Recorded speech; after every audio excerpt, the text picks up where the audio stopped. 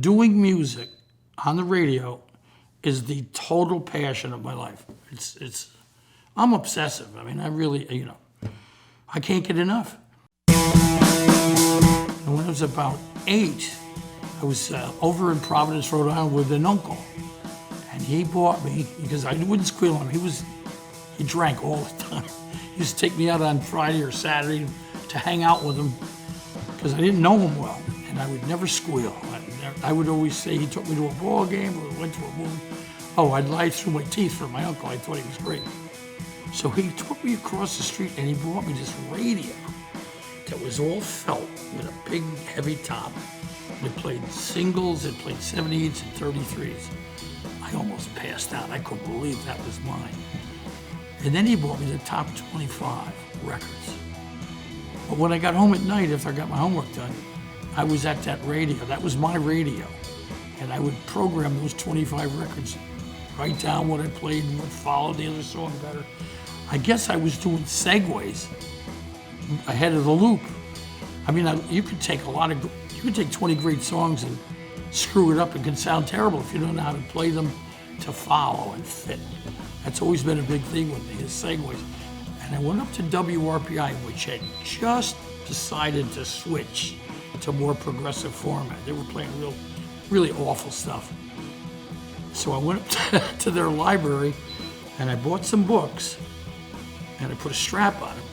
And I went to a WRPI meeting and they thought I was a student. I introduced myself. They thought I was from the school. I couldn't have got in that school. I was dumb as a box. But then all of a sudden I got a show.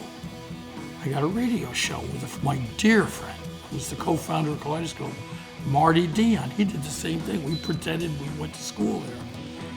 And they didn't know us. We were supposed to be freshmen. So I ended up staying there 29 years. The most wonderful experience. And at one point, I really think WRPI was one of the 2 best underground progressive stations in the nation. I'm on a station now called Radio X, and that's their entire thrust, is to turn people, young and old, onto incredible music they are not going to hear on commercial radio.